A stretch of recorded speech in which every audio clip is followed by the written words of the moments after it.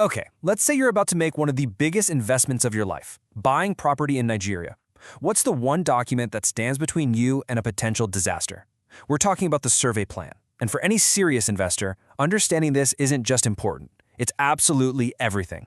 So when you're looking at a piece of land, your first question should be, how am I protected? Well, the answer comes down to this one document, the survey plan. It's basically your shield. But what exactly is it shielding you from? It's shielding you from this, and trust me, the stakes could not be higher. Without a proper survey plan, you're walking into a minefield of costly boundary disputes. You could end up with a defective legal title, and your dream asset? It could turn into a financial nightmare.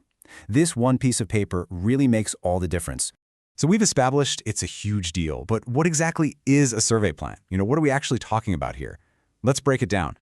Now, this isn't just some rough sketch someone drew on a napkin. A survey plan is a highly technical, legally recognized map. The best way to think about it? It's like a unique fingerprint for your property. It defines its exact size, boundaries, and coordinates, making sure no other property can ever be confused with yours. And here's the real kicker. Without a valid survey plan, any property transaction you make is considered incomplete. Your deed of assignment, your certificate of occupancy, they're all built on top of this foundation. If that foundation is missing, or if it's faulty, the entire structure of your ownership can just collapse. And getting one isn't a casual process at all. It follows a very strict official path. First, a licensed surveyor has to physically go out and survey the land. Then, they draft a precise plan and submit it to the Government Surveyor General's office. It's only after that office verifies and officially stamps it that the plan becomes legally binding. Right, so that official stamp, that's what turns this document into your shield. Now let's look at exactly how it protects your investment from some of the most common headaches in the property market. It basically does three crucial jobs for you.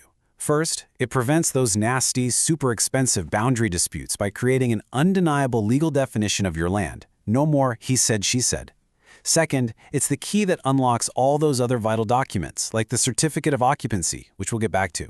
And third, it's your blueprint for construction, making sure every wall and fence you build is exactly where it's supposed to be.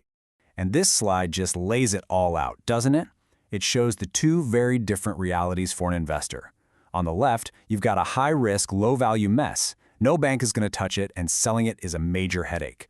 But on the right, with that approved plan, you have a secure, valuable, and financeable asset. The choice is pretty stark. And let me just double down on this one point because it is so important. If there's one document every landowner dreams of having, it's the Certificate of Occupancy, or C of O. It's pretty much the gold standard of ownership proof. And what's the number one thing you need to even start the process of getting one? An approved survey plan. Period. No way around it. Okay, so you get it. You need one. But how do you make sure the survey plan someone shows you is the real deal and not a fake? Well, you've got to do your homework, your due diligence. And here's a checklist to help you out. This is your action plan. First, don't just glance at the plan. Investigate it. Confirm that the surveyor who signed it is actually licensed. Second, take that plan straight to the Surveyor General's office and verify that the official stamp is legit. Third, physically visit the site. Does what you see on the ground actually match what's on the paper? And finally, make sure all your other legal documents, like the deed of assignment, line up perfectly with the details in that survey plan. And why is that checklist so critical? Because, as our source material warns us, fraud is a very real risk.